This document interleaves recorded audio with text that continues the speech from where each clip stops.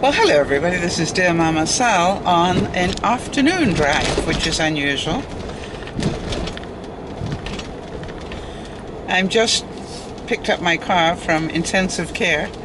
It was away for a little bit longer than we expected, because it turned out I had a number of issues that were going on that they wanted to make sure weren't going on any longer. And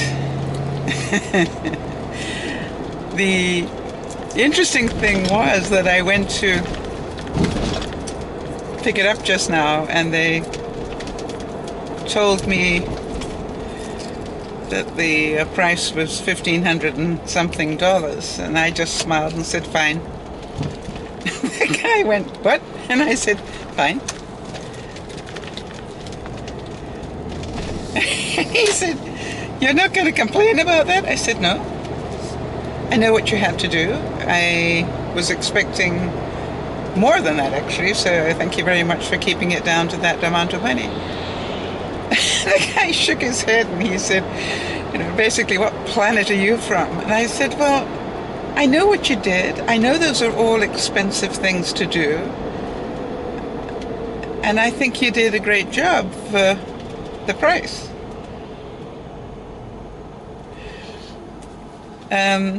And I had, a number of things that were all wear and tear issues on my car, and touch wood, touch wood, that, I'm a great believer in doing the repairs that need to be done when they need to be done.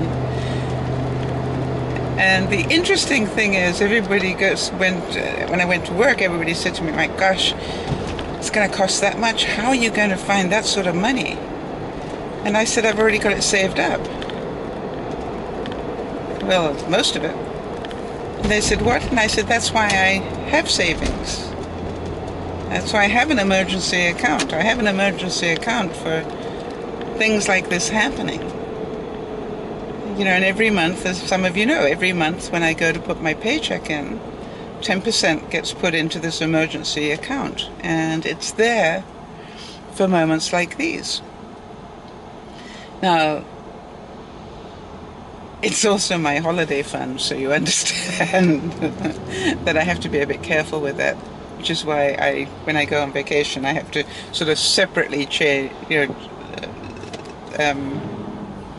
save money for the actual holiday. But I sort of always say that when it gets to a certain amount, then it's also my holiday fund. So anyway, the good news is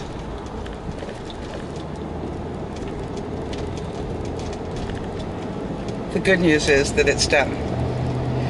And for those of you who are going, well, it must be nice to be able to put down $1,500 without sweating. Of course, it was a sweat. It was a sweat saving it over the last few months and years, whatever time it took.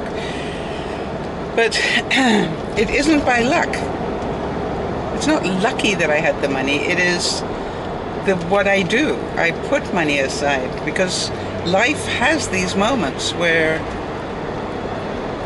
emergencies happen. If you remember, just before we went to Vegas, my sewer system caused a major expense that I wasn't expecting.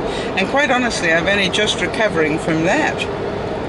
But I still was putting away money for the next emergency. I wonder if that makes sense. So, I don't think it's luck, I think it's planning. And I would encourage you all to have one account into which you just throw some money, and have the discipline not to spend it because it's your emergency money, so that when something like this happens, you can, near enough as damn it, just go, okay, I got that money, or most of it. Now, my next decision was whether I put the balance that I didn't have onto my credit card or onto my regular account where I have overdraft facilities. Now, it made sense to me to put it on my regular account because that's where I have overdraft facilities. And I've just remembered I've made a mistake, because what I should have done is put it onto my Visa and then paid that amount from my regular account onto my Visa, because then I would have got the points as well. I forgot to do that. That's what I meant to do. So do you understand that my regular account in overdraft is less interest than my Visa account? So that's the way I was looking at it. So hopefully that's a lesson for some of you who might need it. Understand the difference between, oh, aren't you lucky, and oh, you saved for that eventuality. Good idea.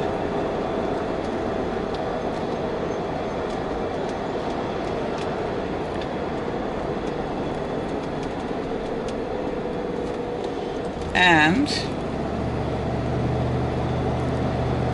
I'm very grateful for the big truck that was in my way just then, because there was this big truck that was trying to take a right-hand turn, and you know how big trucks are inclined to go slightly left before they go right? Well, I was ready for the big truck to do that, so I hung back a bit.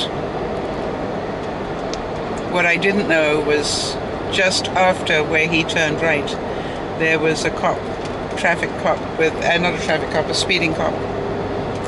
If the big truck hadn't been there, I probably was doing a little bit over the speed limit. Not a lot, but a little bit. So again, thank you.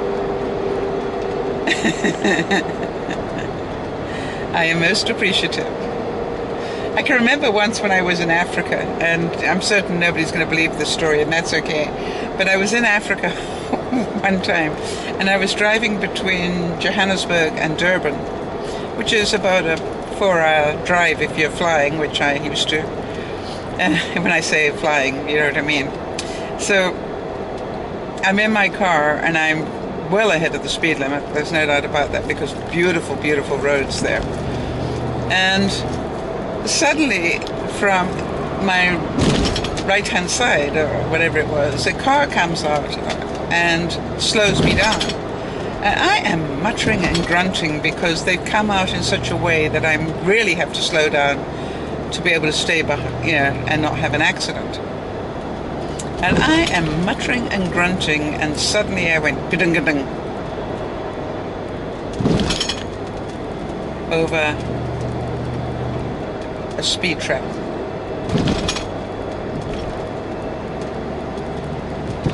And I literally raised my eyes to the heavens and said, that was most kind, thank you. Because you understand, if that car had not come out when it did and been in the way and upset me so much, I would have had one heck of a speeding fine. So again, look for opportunities to see those moments when they come into your life, and they do. If you look for them, they are there.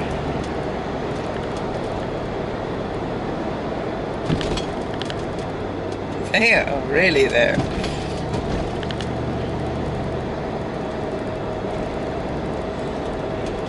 So, what I hear is that they think they've got most of the problems that I was concerned about fixed. The two things that they cannot fix at the moment, or chose not to, is I've got two sensors that are causing a little bit of a problem. My coolant sensor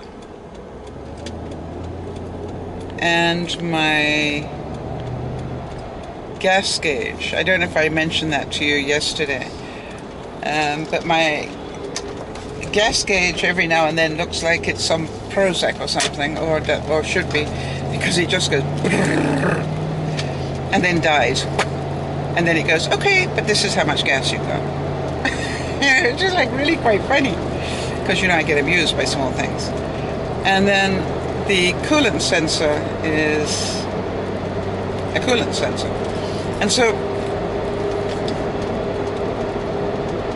what they're saying is they're pretty sure that both those problems are due to the float inside the tanks, if you know what I mean. Both those sensors have a thing that goes through the tank, and they just think that they're both bad at that point. And so it would cost me $1,200 to get them fixed, and I already needed to spend $1,500. So they said, and what I've spent $1,500 on the things like brakes and I had a couple of other things that really needed work. So you've got to look at it as well and go, yes, it's a little bit annoying when those sensors have a moment, but it's way better than not doing your brakes, for example. And I can actually feel the difference.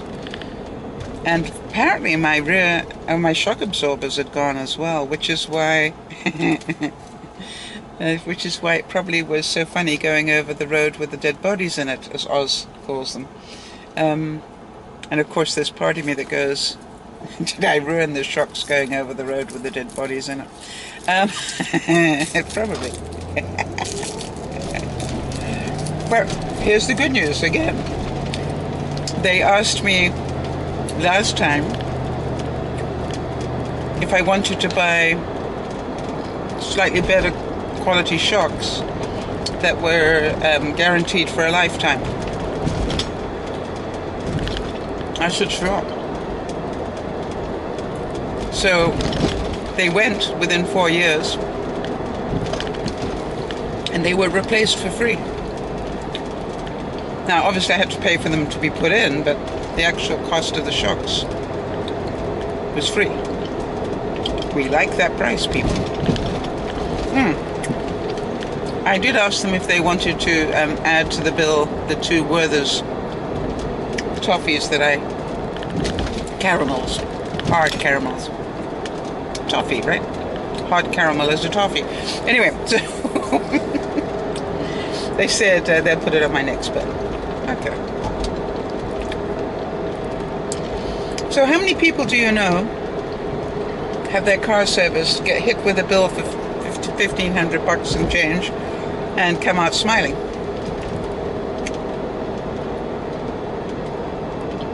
I'm so grateful it wasn't $3,500 or $5,000, and that's why I'm smiling. You know, my car is a 1998 Jeep. It's done 217. 200 sorry, those lights changed rather quickly. 217,000 kilometers, work that out in miles. I'm very, very happy with it. You know, you've got to really look at the fact that some cars were built well. This particular Jeep was. And I could buy a brand new car and it could be far less reliable than my Jeep.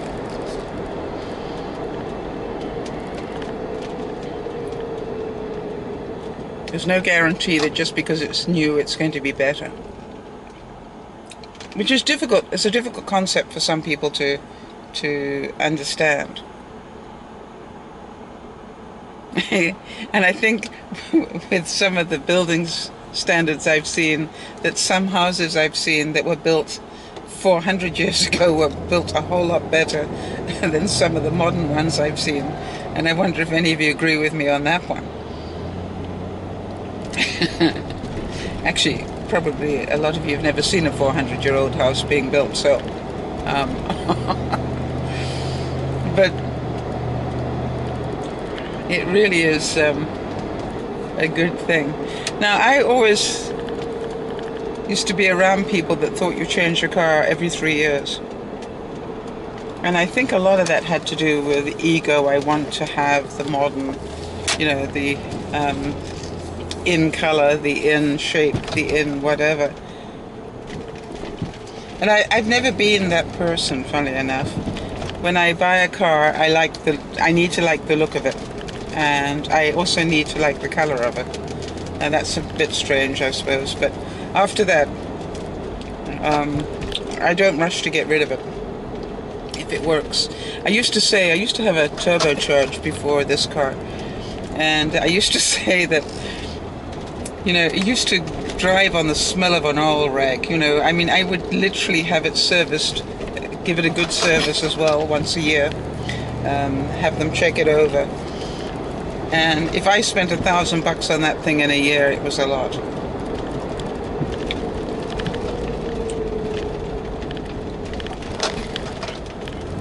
Over and above, obviously, the regular oil changes and stuff. I don't count that as maintenance. I count that as prevention. So if the last time I had my car done was 2010, it's done pretty well in 5 years. Yay, good job.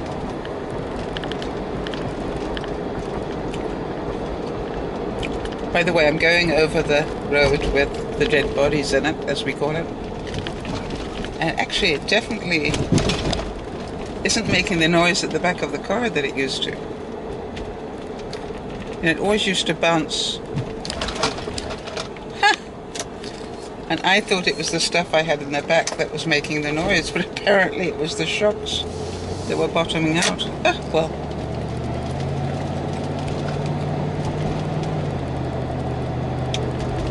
There you go. Alright, so I hope you all had a wonderful day. What is the thought of the day? The thought of the day is save for the emergency.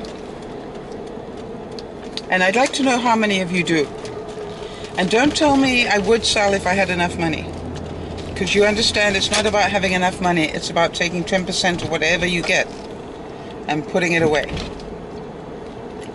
Because you can adjust your grocery bill by 10%. You can adjust a lot of other bills by 10% by just not buying that little bit extra. You can not buy the fancy coffee every day or whatever it is.